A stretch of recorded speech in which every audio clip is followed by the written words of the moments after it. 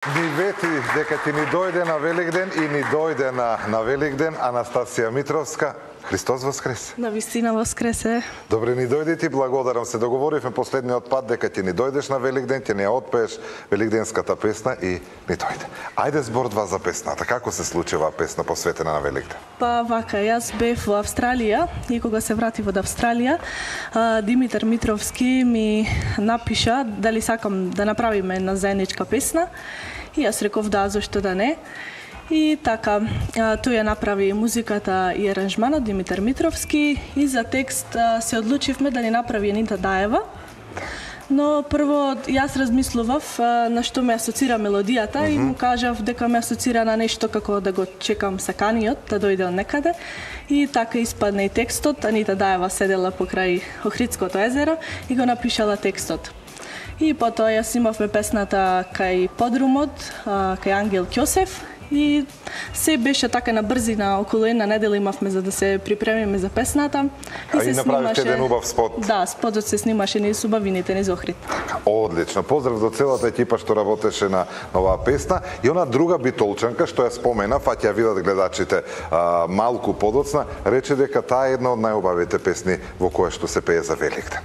Да, една твоја колешка, ќе видат гледачите за кого станува збор. И сега ќе ги замолам колегите оваа кошница да ми ја снимат и ќе кажеме зошто токму таа кошница великденска со шарени великденски јајца. Ова ни е подарок, ни го донесе Анастасија од Битола. Сама ги подготвуваше, со кого ги подготвуваше, ти благодарам многу и како дојде на идеја? Па заедно со мајка ми секоја година подготвуваме вакви шарени јајца и решивме еден мал поклон за вас. Ви благодариме многу, поздрав и за твојата мајка и мене што ме интересира и она што е најинтересно, дел од јајцата се работени претпоставувам на традиционален начин. Ова знам како се прави, ама ме интересира како успеавте листот да ја добие црвената боја. Па заедно се мешаат црвената боја, се става листот од цвеќето во хулахопка. Така. И тоа заедно се вари со цвеќето и се добива таа црвена боја. Се добива црвена боја. Одлично. Може ли еден аплауз за ова убава техника? Си ги практикувате сите вака обичаи поврзани со празниците со Великден? Да, точно, се по обичај кај нас. Така.